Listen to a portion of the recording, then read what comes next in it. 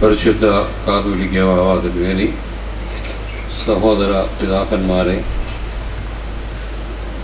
ബഹുമാനപ്പെട്ട ജോഷുവാച്ചൻ, തോമസച്ചൻ, വേദിയിൽ പുരുഷനായിരിക്കുന്ന മറ്റ് വിശിഷ്ടാതിഥികളെ, വൈദികശ്രേഷ്ഠരെ, സന്യാസിനിമാരെ, മാതാപിതാക്കളെ, സൺഡേ സ്കൂൾ അധ്യാപകരെ, പ്രഥമാധ്യാപകരെ, വാത്സല്യമുള്ള കുഞ്ഞുങ്ങളെ, പരിശുദ്ധ ബാവാതിരുമനസ്സുകൊണ്ട്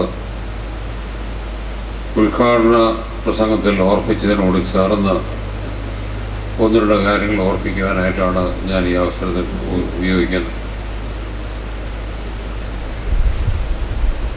സഭയുടെ മുഴുവൻ ശ്രദ്ധ ഏറ്റവും കൂടുതൽ ഉണ്ടാകേണ്ട ഒരു മേഖലയാണ് കുഞ്ഞുങ്ങളുടെ ഇടയിലെ പ്രവർത്തനം എന്നാണ് എൻ്റെ മനസ്സിൽ കിടക്കുന്നത്. 1966 യൂണിവേഴ്സിറ്റി ഗ്രാൻസ് കമ്മീഷൻ്റെ ഒരു സ്കോളർഷിപ്പോടുകൂടി പഠിക്കുന്നതിന് വേണ്ടി ഞാൻ ബറോഡയിൽ കടന്നു ചെന്ന അവസരത്തിലാണ് വിദ്യാഭ്യാസ മേഖലയിൽ ദൂരവ്യാപകങ്ങളായിട്ടുള്ള ചില നിർദ്ദേശങ്ങളുമായി ഖൊത്താരി കമ്മീഷൻ റിപ്പോർട്ട് അവതരിപ്പിച്ചത്. ഞാൻ അതുമായിട്ട് ബന്ധപ്പെട്ട ഒരു വിഷയം പഠിക്കുന്നതുകൊണ്ട് ഉടനെ തന്നെ എൻ്റെ ഒരു കോപ്പി വാങ്ങിച്ചു. അത് വായിക്കാൻ തുടങ്ങി. എൻ്റെ ആദ്യത്തെ പേജിൽ കണ്ടൊരു വാചകം എൻ്റെ ഹൃദയത്തിൽ ഇന്നും ഉറച്ചിരിപ്പുണ്ട്. വാചകം ഇതാണ്: the destiny of our nation is shaped in the classrooms. സഭയുമായി ബന്ധപ്പെടുത്തി ചിന്തിക്കുമ്പോൾ ഞാൻ എപ്പോഴും പറയാറുണ്ട്, the destiny of our church is shaped in our Sunday school classes. അത് സഭ കാര്യമായിട്ട് എടുക്കേണ്ട ഒരു വിഷയമാണ് എന്നാണ് എനിക്ക് ഓർപ്പിക്കുവാനായിട്ടുള്ളത്. 1985 ഓഗസ്റ്റ് മാസം 1-ാം തീയതി ഞാൻ ഈ ഭദ്രാസനത്തിൻ്റെ ചുമതലയേറ്റെടുത്തതിന് ശേഷം ആദ്യമായി പുതിയ ഒരു പദ്ധതി എന്ന് പറഞ്ഞ് ആവിഷ്കരിച്ചത് യോഹന്നാൻ മദ്ദാനായുടെ ജന്മതിപ്പെരുന്നാൾ ഡിസംബർ മാസം ആദ്യത്തെ ഞായറാഴ്ച. അന്നത്തെ വേദഭാഗത്തെ ഒരു വാചകം ഞാൻ വൈദികനായിരുന്ന അവസരത്തിലും എടുത്ത് ഞാൻ പ്രസംഗിക്കുമായിരുന്നു. യോഹന്നാൻ്റെ ജനനത്തെ കുറിച്ചാണ്: ഈ പൈതൽ പക്ഷേ ആരായിത്തീരാം. നമ്മുടെ പള്ളിയിൽ മുമ്പിൽ നിൽക്കുന്ന കുഞ്ഞുങ്ങളെ ഭാവിയിൽ ആരായിത്തീരാമെന്നുള്ളതിനെക്കുറിച്ച് ഇടവകയായിട്ട് ചിന്തിക്കണം, സഭയായിട്ട് ചിന്തിക്കണം, ഇവരാരായിത്തീരുന്നുള്ളത്. അതിന് ഞാനൊരു കൽപ്പന അയച്ചു. ഈ യോഹന്നാൻ മദ്ദാനായുടെ ജന്മപ്പെരുന്നാൾ നമ്മുടെ ഭദ്രാസനത്തിൽ ശിശുദിനമായി ആചരിക്കണം എന്ന് പറഞ്ഞൊരു കൽപ്പന അയച്ചു.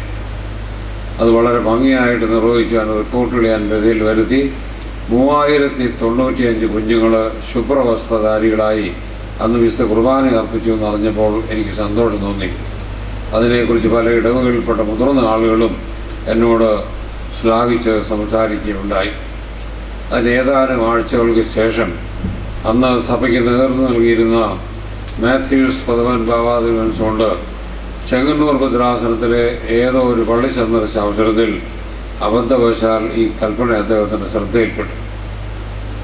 അദ്ദേഹത്തിന് വളരെ സന്തോഷകരമായി തോന്നി. ഫെബ്രുവരി മാസത്തിൽ കൂടി സിനോദസിൽ അദ്ദേഹം തന്നെ ഈ വിഷയം ഇവിടെ അവതരിപ്പിച്ചാണ് ഇന്ന് ഈ യോഹന്നാൻ മദ്ദാനായുടെ ജന്മപ്പെരുന്നാൾ സഭയാകമാനം ശിശുദിനമായി ആചരിക്കുന്നതിനിടയായത് എന്നുള്ള കാര്യം ഞാൻ ഓർപ്പിക്കട്ടെ. കുഞ്ഞുങ്ങളുടെ കാര്യത്തിലാണ് സഭ ഏറ്റവും കൂടുതൽ ശ്രദ്ധിക്കേണ്ടത് എന്ന് ചിന്തിക്കുന്ന ഒരു വ്യക്തിയാണ് ഞാൻ. അതുമായിട്ട് ബന്ധപ്പെടുത്തി ഇവിടെ തുടങ്ങിയിട്ടുള്ള മറ്റു കാര്യങ്ങളെക്കുറിച്ച് ഞാൻ ഓർപ്പിക്കാനായിട്ട് ഇപ്പോൾ സമയമെടുക്കുന്നില്ല. പക്ഷേ തുടങ്ങി വെച്ച ആ ഒരു കാര്യം സഭ മുഴുവനായിട്ട് വ്യാപിച്ചു എന്നുള്ളതിൽ ഞാൻ അഭിമാനം കൊള്ളുന്നുണ്ട്.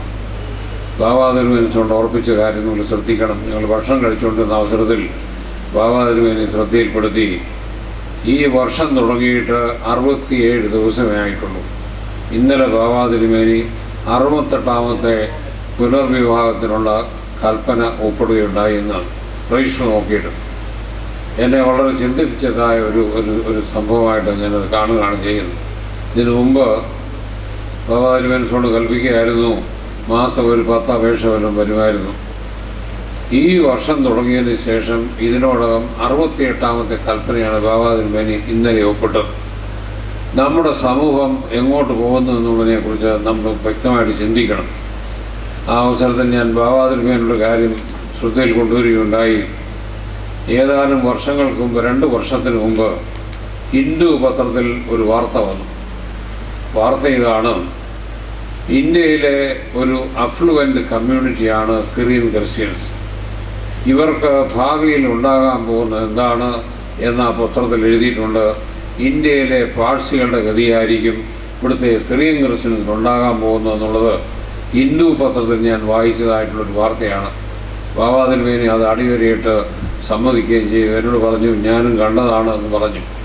ബാബാ തിരുമേനി എന്നോട് ചേർത്ത് പറഞ്ഞൊരു കാര്യം, നമുക്ക് വളരെ ഈഗോ കൂടുതലാണ്, ബുദ്ധിശക്തി വളരെ കൂടുതലുണ്ട് രണ്ട് കമ്മ്യൂണിറ്റിക്ക്, പാഴ്സികൾക്കും സിറിയൻ ക്രിസ്ത്യൻസിനും. അത് കുറേ കഴിയുമ്പോൾ ഇല്ലാതാവും എന്ന് ഹിന്ദുവിൽ വന്ന ഒരു വാർത്ത കുറേ ആളുകളെങ്കിലും വായിച്ചു കാണും എന്ന് ഞാൻ ചിന്തിക്കുന്നു. ഇതിനെന്താണ് ഒരു മറുമരുന്ന് എന്നതിനെക്കുറിച്ച് സഭ പൊതുവായി ചിന്തിച്ച് തീരുമാനമെടുക്കേണ്ടതാണ്. പക്ഷേ ഏറ്റവും കൂടുതൽ നമ്മൾ ശ്രദ്ധിക്കേണ്ട മേഖല സൺഡേ സ്കൂളാണ് എന്ന് ഞാൻ ഓർപ്പിക്കട്ടെ. 2008 ചെങ്ങന്നൂർ ഭദ്രാസന കൺവെൻഷൻ ആരംഭിച്ചുവെങ്കിലും അന്ന് എല്ലാ ദിവസവും വൈകിട്ട് ഒരു കൺവെൻഷൻ പ്രസംഗം മാത്രമേ ഉണ്ടായിരുന്നുള്ളൂ. എങ്കിൽ കഴിഞ്ഞ വർഷം ഞാൻ സൺഡേ സ്കൂൾ വിദ്യാർത്ഥികൾക്ക് വേണ്ടി അവരുടെ ഒരു സംഗമം ഈ ശനിയാഴ്ച വൈകിട്ട് രാവിലെ കൂടുന്നതിനായിട്ട് തീരുമാനിച്ചു. 350 വിദ്യാർത്ഥികളെങ്കിലും വരും എന്നാണ് പ്രതീക്ഷിച്ചിരുന്നതെങ്കിൽ കഴിഞ്ഞ വർഷം 875 കുഞ്ഞുങ്ങൾ ഇവിടെ വരികയുണ്ടായി. അവർക്ക് ആവശ്യമായ ഉത്ബോധനം നൽകിയത് നമ്മുടെ അലക്സാണ്ടർ ജേക്കബ് IPS അവர்களായിരുന്നു. അതോടൊപ്പം തന്നെയും പുത്തയ്ക്കാവ് മെട്രോപൊളിറ്റൻ ഹൈസ്കൂളിലെ പ്രിൻസിപ്പലായിരിക്കുന്ന ശ്രീമതി പ്രിയ ജേക്കബും കുഞ്ഞുങ്ങൾ ക്ലാസ് എടുത്തു എന്നുള്ളത് ഞാൻ നന്ദിപൂർവ്വം സ്മരിക്കുന്നു. ഈ വർഷം നമ്മുടെ ഐസക് വി പ്രകാശ് അച്ഛനായിരുന്നു ഇന്ന് രാവിലെ ഇവിടെ നടന്ന സൺഡേ സ്കൂൾ കുഞ്ഞുങ്ങളുടെ സംഗമത്തിൽ പ്രസംഗിച്ചത്. കുഞ്ഞുങ്ങളെ എങ്ങനെ ശ്രദ്ധിക്കാൻ സാധിക്കും എന്നുള്ളതിന് സഭ കൂടുതൽ ഊന്നൽ കൊടുക്കണം എന്നാണ് എനിക്ക് അവസരത്തിൽ കൃത്യമായിട്ട് ഓർപ്പിക്കാനായിട്ടുള്ളത്. എൻ്റെ അഭിപ്രായത്തോട് പരിശുദ്ധ ബാബാ തിരുമേനിയും യോജിക്കും എന്നാണ് ഞാൻ വിശ്വസിക്കുന്നത്. സഭ കൂട്ടായി ചിന്തിച്ച് ഇപ്പോൾ കാണുന്ന ഈ പ്രയാസങ്ങൾക്കൊരു അറുതി വരുത്തുന്നതിനായിട്ട് കൂട്ടായിട്ടുള്ളൊരു പ്രവർത്തനം ആവശ്യമാണ് എന്ന് മാത്രം ഓർപ്പിച്ചുകൊണ്ട് ഞാൻ ഈ അധ്യക്ഷ പ്രസംഗത്തിൽ വിരമിക്കുന്നു. ദൈവം നമ്മെ ഏവരെയും അനുഗ്രഹിക്കട്ടെ.